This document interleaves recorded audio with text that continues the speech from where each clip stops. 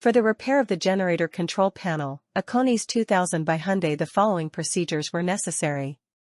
Replacement of various electronic components and general cleanup of the unit.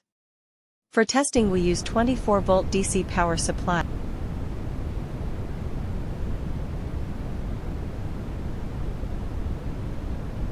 Soon as we turn on the power supply, we can see the LED indicators of the unit lighting up, and we can also see that the green LED indicator of the communication simulator lighting up, which means the communication with the unit was successful. We can also see the communication of the unit on the oscillograph screen. No further testing is possible due to the absence of additional units.